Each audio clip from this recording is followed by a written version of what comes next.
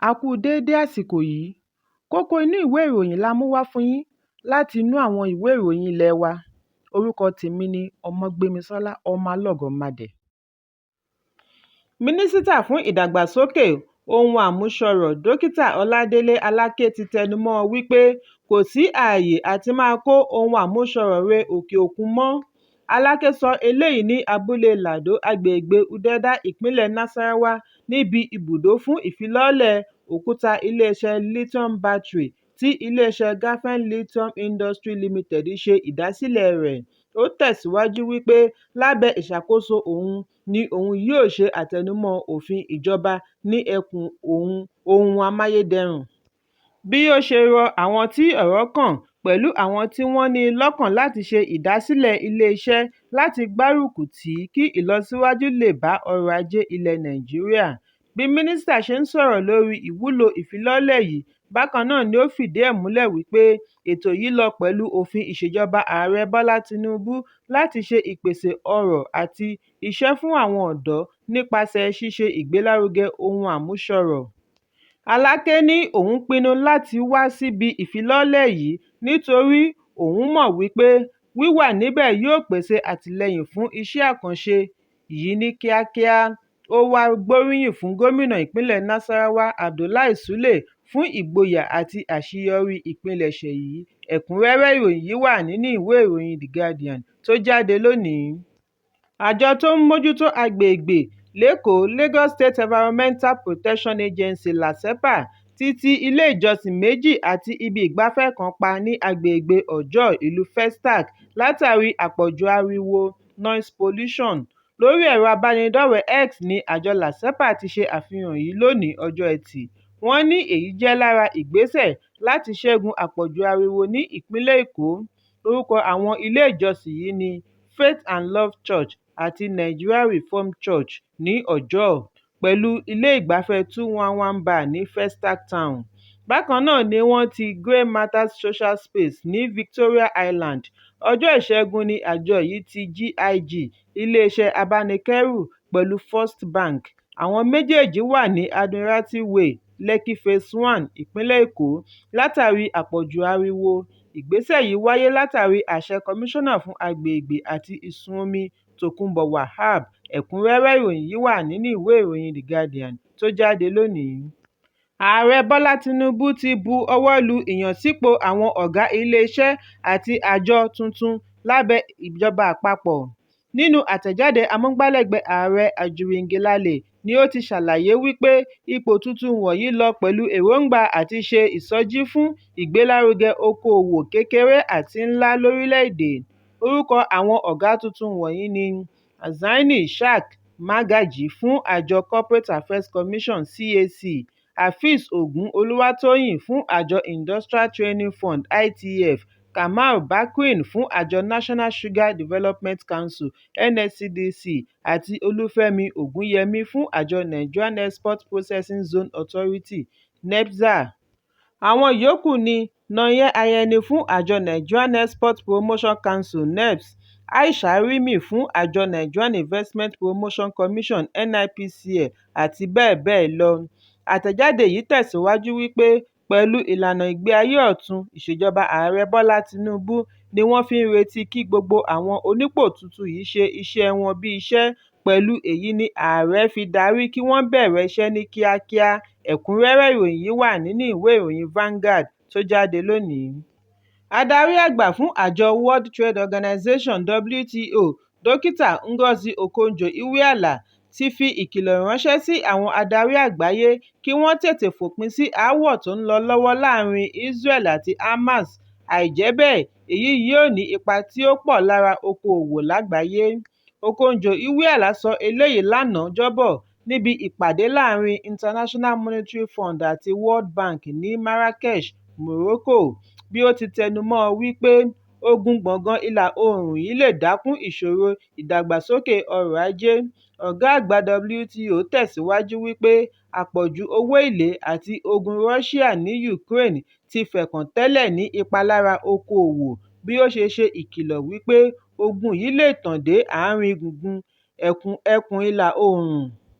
Okonjo-Iweala ní àwọn ní ìrètí wípé ogun yìí yóò wá sópin ní kíákíá nítorí bí ó bá lọ fẹ̀ jù bẹ́ẹ̀ lọ yóò ní ipa tí ó pọ̀ lára okòòwò. Ẹ̀kúnrẹ́rẹ́ ìròyìn yìí wà nínú ìwé ìròyìn Vanguard tó jáde lónìí. Ààrẹ Bọ́lá Tinubu àti igbákejì rẹ̀ Kashim Shettima ti sọ wípé ẹ̀sùn lórí àbájáde èsì ìdìbò ààrẹ tí olùdíje du ipò ààrẹ Peter Obi àti ẹgbẹ́ òṣèlú rẹ̀ Labour Party pè jẹ́ eré lásán tí wọ́n ní lọ́kàn láti fi pẹ̀rín ẹ̀kẹ́ àwọn oníròyìn. Wọ́n rọ ilé-ẹjọ́ tó ga jùlọ láti kọ irúfẹ́ ẹ̀sùn bẹ́ẹ̀, kí wọ́n sì dá ẹjọ́ tí Peter Obi àti Labour Party pè tako ìdájọ́ ilé-ẹjọ́ tribunal tí ó wáyé ní ọjọ́ 6 oṣù kẹsàn-án tí ó ṣíwájú àkókò yìí dá ẹ̀sùn wọn nù látàrí wípé kò lẹ́sẹ̀ ńlẹ̀. Tinubu àti Shettima sọ eléyìí nínú èsì alápapọ̀ tí wọ́n ṣe sí àkọọ́lẹ̀ ikọ̀ agbẹjọ́rò wọn tí àgbà amòfin Wọlé Ọlánìpẹ̀kun darí. Ẹ̀kúnrẹ́rẹ́ ìròyìn yìí wà nínú ìwé ìròyìn The Nation tó jáde lónìí. Ikọ̀ àjọ ẹ̀ṣọ́ aláàbò Ondo State Security Network Agency (Àmọ̀tẹ́kùn) ti ṣe ìkọlù sí ibi kọ́lọ́fín àwọn afurasí adigunjalè ní ìlú Àkúrẹ́, ìpínlẹ̀ Ondo. Níbẹ̀ ni wọ́n ti rí oríṣiríṣi ẹrù olè gbà lọ́wọ́ wọn. Bákan náà ni wọ́n fi ọwọ́ ṣìkún òfin mú àwọn afurasí 5, lára wọn ni tọkọ-tìyàwó tó wà láàrin wọn. Ikọ̀ Àmọ̀tẹ́kùn tọpasẹ̀ àwọn wọ̀nyí dé ilé wọn tí ó wà ní òpópónà Canaan Land ní agbègbè Ìjọ̀ká lọ́sàn-án òní ọjọ́ Ẹtì. Ìwádìí jẹ́ kó di mímọ̀ wípé àwọn afurasí yìí gbé ọkọ̀ wá láti fi kó ẹrù olè lọ sí ibòmíràn nígbà tí ọwọ́ tó wọn. Síwájú àkókò yìí ni àwọn ará àdúgbò ti ń kérora lórí ohun ìní wọn tó ń sọnù, láì mọ̀ wípé àwọn adigunjalè ń bá wọn gbé ní agbègbè kan náà. Lára àwọn ará àdúgbò jáde wá láti wá ṣe ìdánimọ̀ ohun ìní wọn nínú ẹrù tí wọ́n rí gbà lọ́wọ́ àwọn afurasí yìí. Lẹ́yìn èyí ni wọ́n kó àwọn afurasí wọ̀nyí lọ sí olú iléeṣẹ́ Àmọ̀tẹ́kùn tí ó wà ní ìlú Àkúrẹ́ fún ìtẹ̀síwájú nínú ìwádìí. Ẹ̀kúnrẹ́rẹ́ ìròyìn yìí wà lórí ẹ̀rọ amóhùnmáwòrán Channels. Láàárín aáwọ̀ tó ń lọ lọ́wọ́ láàárín Israel àti Hamas, alákòóso ìjọ ìràpadà Pásítọ̀ Enoch Adébóyè ti bu ẹnu àtẹ́ lu ìjà tó ń lọ lọ́wọ́. Ó ní Ọlọ́run yóò fún Ísírẹ́lì ní ìṣẹ́gun tó dájú. Pásítọ̀ Adébóyè sọ eléyìí lórí ẹ̀rọ abánidọ́rẹ̀ẹ́ X. Òjíṣẹ́ Ọlọ́run yìí fìdí ẹ̀ múlẹ̀ wípé òun ń gbàdúrà fún àwọn ará ilẹ̀ Israel. Bákan náà ni wọ́n ní àtìlẹ́yìn ìjọ ìràpadà lágbàáyé. Nínú ọ̀rọ̀ rẹ̀, ó ní àwọn gbà á ládùúrà wípé èyí yóò jẹ́ òpin ogun ní ilẹ̀ Israel.